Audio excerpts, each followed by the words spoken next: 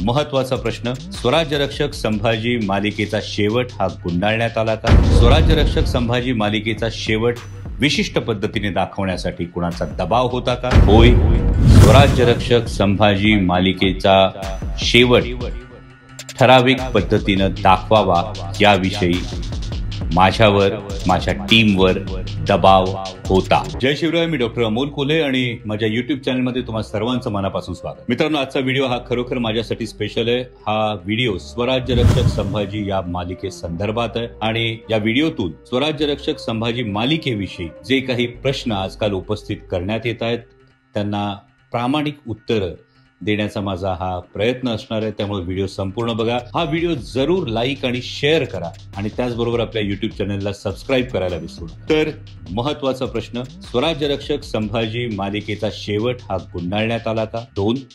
स्वराज्य रक्षक संभाजी मालिकेचा शेवट विशिष्ट पद्धतीने दाखवण्यासाठी कुणाचा दबाव होता का? 3. यामध्ये काही राजकीय हेतू होता का? आणि 4. स्वराज्य रक्षक संभाजी मालिकेमध्ये छत्रपती संभाजी महाराजांचा अंत न दाखवण्यामागे माननीय शरद पवार साहेबांची काही विशेष सूचना होती. सर्वप्रथम तुम्हा तमाम मायबाप प्रेक्षकांचं मनापासून आभार, कारण स्वराज्य रक्षक संभाजी मालिका संपून आज जवळपास 5 वर्षापेक्षा थोडा अधिक काळ झाला आणि तरीही ही मालिका अजूनही तुमच्या मनात घर करून राहिली आहे. या मालिकेचं जे काही थोडं बहुत यश असेल, हे यश, या यशात तुमच्या प्रत्येकाचा सिंहाचा वाटा आहे. कारण तुम्ही प्रत्येकानं 350 वर्ष काळजाच्या कप्प्यात जपून ठेवलेल्या धाकल्या धान्यांना छत्रपती संभाजी महाराजांना छोट्या पडद्यावर तितक्याच आत्मीयतेनं पाहिलं आणि म्हणून या मालिकेला यश मिळालं. तर सुरुवात करूयात आजच्या व्हिडिओला. मुळात हा प्रश्न असा उपस्थित केला जाईल याची मला अपेक्षा नव्हती, कारण छावा सिनेमा हा सगळ्यांनी पाहावा अशी मी स्वतः आपल्याला विनंतीही केली होती. सिनेमा मी अजून पाहू शकलेलो नाहीये, परंतु सिनेमाला उत्तम प्रतिसाद मिळतो आणि ही आनंदाची गोष्ट आहे. कारण या निमित्तानं छत्रपती संभाजी महाराजांचा इतिहास जो अनेक वर्ष दडवण्यात आला होता, जो अनेक वर्ष बदनामीच्या एका अंधाऱ्या कोठडीत डांबण्यात आला होता, तो उजळून निघालाय आणि त्याला उत्तम प्रतिसाद मिळतो. ही नक्कीच आनंदाची गोष्ट आहे. पण या निमित्तानं सोशल मीडियावर काही ठराविक अंधभक्तांनी स्वराज्य रक्षक संभाजी मालिकेच्या एकूण हेतूविषयी अनेक प्रश्न उपस्थित केले आणि व्यक्तिगत जर मला विचाराल तर मी अशा ट्रोलर्सकडे दुर्लक्ष करतो. 40 पैशावाल्या या भक्तांना फारशी मी किंमत देत नाही. परंतु जेव्हा स्वराज्य रक्षक संभाजी मालिकेच्या हेतूविषयी प्रश्न उपस्थित केले जातात तेव्हा मला वाटतं की माझ्या संपूर्ण टीमने, जवळपास 200-250 लोकांच्या संपूर्ण टीमने जवळ 2-2.5 वर्ष जी मेहनत केली आहे, या मेहनतीवर ते प्रश्नचिन्ह उपस्थित केलं जातं.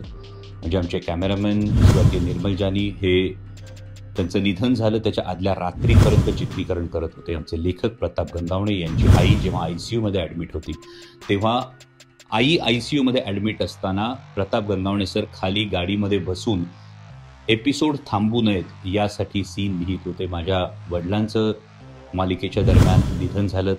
3ऱ्या दिवशी सगळे विधी आटोपून मी पुन्हा चित्रीकरणासाठी रुजू झालो होतो आणि एक ना अनेक अशी अनेक उदाहरणं आहेत माझ्या संपूर्ण टीम मधली, ज्या प्रत्येकानं आउट ऑफ द वे जाऊन या मालिकेसाठी योगदान दिलं. आणि म्हणून जेव्हा या मालिकेच्या हेतूविषयी प्रश्न विचारण्यात येतो तेव्हा या प्रश्नांची उत्तरं देणं गरजेचं असतं. कारण जर तुम्ही उत्तरं दिली नाहीत तर काही जणांचा गैरसमज होण्याची शक्यता असते की मग जे काही सोशल मीडियावर वाचण्यात येतं, जे काही टीका करण्यात येते, ही खरी होती का, हा प्रश्न अनेकांच्या मनात निर्माण होतो. आणि विशेषतः ज्यांनी मालिकेवर भरभरून प्रेम केलं त्यांच्या मनात जर प्रश्न निर्माण होत असेल तर त्यांना हे उत्तर देणं खूप गरजेचं आहे. तो पहिला प्रश्न आणि याचं खरं उत्तर आहे की होय, स्वराज्य रक्षक संभाजी मालिकेचा शेवट ठराविक पद्धतीनं दाखवावा याविषयी माझ्यावर, माझ्या टीमवर दबाव होता.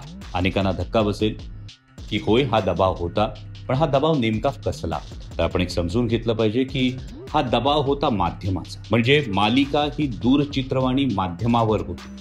म्हणजे जसं आपण OTT प्लॅटफॉर्म म्हणतो, TV सिरियल म्हणतो आणि चित्रपट म्हणतो, ही 3 माध्यमं वेगवेगळी आहेत. नाटक हे एक वेगळं माध्यम आणि त्यामुळे हे जर माध्यम वेगळं असेल तर आपण कोणत्या माध्यमावर सादरीकरण करतोय त्या माध्यमाचा निश्चितच दबाव होता. कारण याची जर रेग्युलेटरी बॉडी जर आपण बघितली तर या रेग्युलेटरी बॉडीकडून तुम्हाला याचे डिटेल्स सुद्धा मिळतील आणि याचे डिटेल्स जर तुम्हाला बघायचे असतील तर टेलिव्हिजनला स्टँडर्ड्स अँड प्रोसिजर, ज्याला आम्ही SNP म्हणतो, त्या SNPचा नक्कीच काही गाईडलाईन्स आहेत आणि त्या गाईडलाईन्सनुसार तुम्हाला मालिका ही दाखवावी लागते. या मालिकेमध्ये हिंसाचार असेल, या मालिकेमध्ये रक्त किती प्रमाणात दाखवायचं, या मालिकेमध्ये ऑब्सिनिटी येऊ नये, या सगळ्या गाईडलाईन्स असतात. आणि त्यामध्ये ministry of information and broadcasting असते, त्यानंतर टेलिकॉम रेग्युलेटरी ऑथॉरिटी असते आणि broadcasting content complaints council BCCC या सगळ्या गोष्टी असतात. केबल टेलिव्हिजन नेटवर्क ऍक्ट जो 1995 मध्ये पारित करण्यात आलेला, यानुसार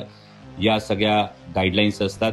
OTT प्लॅटफॉर्मच्या गाईडलाईन्स अजून नवीन येतात, त्यामुळे टेलिव्हिजनवर तुम्हाला जी हिंसा दाखवता येत नाही, तुम्ही OTT प्लॅटफॉर्मवर ती नक्कीच दाखवू शकता. आणि चित्रपटांमध्ये central board of film certification म्हणजे CBFCच्या माध्यमातून हे गाईड केलं जातं आणि सिनेमॅटोग्राफ ऍक्ट जो 1952 आहे त्यानुसार हे केलं जातं. आता मालिकेमध्ये नक्कीच SNPच्या या मर्यादा होत्या, त्यामुळे रक्त किती दाखवायचं, हिंसाचार किती दाखवायचा, या सगळ्याला काही मर्यादा होत्या.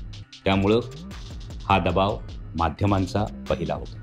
दुसरा होता तो म्हणजे नैतिक दबाव. मला आठवतं राजा शिवछत्रपती मालिका जेव्हा मी करत होतो तेव्हा एक फार मोठे अधिकारी मला भेटायला आले होते आणि त्यांच्या पत्नीने मला एक प्रसंग सांगितला होता की मिर्झा राजा जयसिंगाच्या छावणीत छत्रपती शिवाजी महाराज जेव्हा मान खाली घालून तहाच्या वेळी उभे राहत होते. तो एपिसोड मला वाटतं राजा शिवछत्रपती मालिकेचा जवळपास एक 3-4 एपिसोड्स हा तहाचा प्रसंग चालला होता आणि त्या भगिनीने मला सांगितलं होतं की ते 3-4 दिवस तो एपिसोड बघताना ते अधिकारी जेवत नव्हते, जेवलेच नाही, ते इतके अस्वस्थ झाले होते.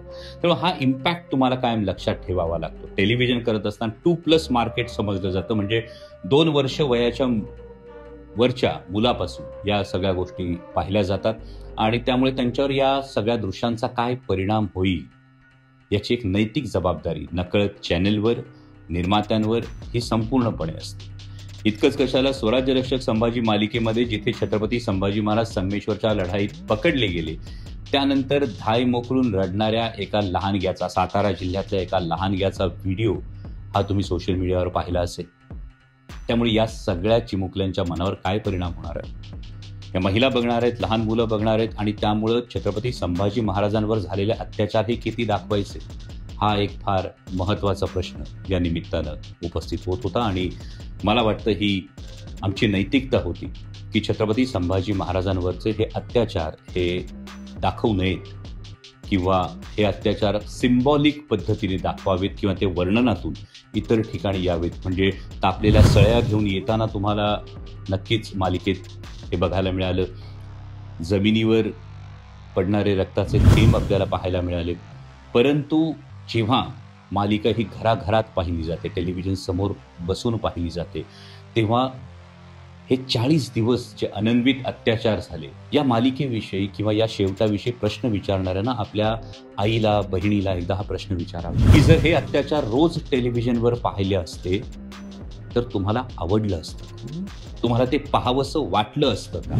हा फार महत्त्वाचा प्रश्न आहे. आणि त्यामुळे या मालिकेच्या शेवटाविषयी जे कोणी प्रश्न विचारतात त्यांच्या मानसिकतेविषयी, या विकृत मानसिकतेविषयी खरोखर चीड, संताप आल्याशिवाय राहत नाही की तुम्हाला काय पाहायचं होतं. छत्रपती संभाजी महाराजांवर कसे अनन्वित अत्याचार त्या क्रूर औरंग्याने केले हे तुम्हाला पाहायचं होतं. कशासाठी पाहायचं होतं? हा आनंद मिळणार होता तुम्हाला.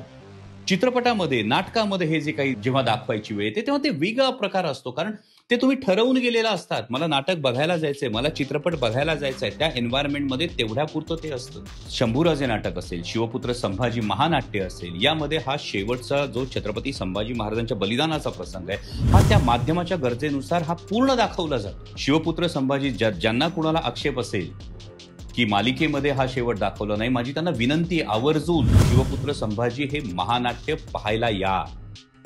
हे महानाट्य पाहिलं तर तुम्ही कधीच छत्रपती संभाजी महाराजांचा इतिहास दाखवण्याच्या हेतूविषयी तुम्ही प्रश्न उपस्थित करणार नाही. एक कलाकार म्हणून, एक शंभूभक्त म्हणून माझी स्वतःची कायम एक भूमिका राहिलेली आहे. म्हणजे तुम्ही सोशल मीडियावर शिवपुत्र संभाजी या महानाट्यातल्या अवघ्या 2 मिनिटांमध्ये बलिदानानंतरच्या प्रसंगाचे कपडे बदलून पूर्ण छत्रपती संभाजी महाराजांचा भरजरी पोशाख करून घोड्यावर एंट्री घेतानाचा व्हिडिओ अनेकांनी पाहिला. याचं नेमकं कारण काय? म्हणजे शंभूराजे नाटकाच्या वेळी सुद्धा तीच भूमिका होती, शिवपुत्र संभाजी महानाट्याच्या वेळी सुद्धा तीच भूमिका आहे. माझी ही भावना आहे की जेव्हा प्रेक्षक शिवपुत्र संभाजी हे महानाट्य अनुभवून जात असतात तेव्हा जाताना त्यांनी माझ्या धाकल्या धन्यांचा, छत्रपती संभाजी महाराजांचा तोच राजबिंडा अवतार बघावा, तेच राजबिंड रूप मनात साठवावं,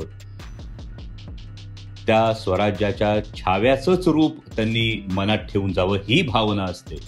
आणि म्हणून बलिदानाचा प्रसंग हा पूर्ण जवळपास 20-22 मिनिटांचा प्रसंग महानाट्यात झाल्यानंतर अवघ्या 2 मिनिटांमध्ये पूर्ण पुन्हा भरजरी पोशाख करून घोड्यावरून शंभूराजे पुन्हा प्रेक्षागृहात अवतरतात, जेणेकरून येणाऱ्या लहानग्यांना छत्रपती संभाजी महाराजांची स्मृती आहे, जी आठवण आहे, ती त्याच राजबिंड्या रूपात राहावी.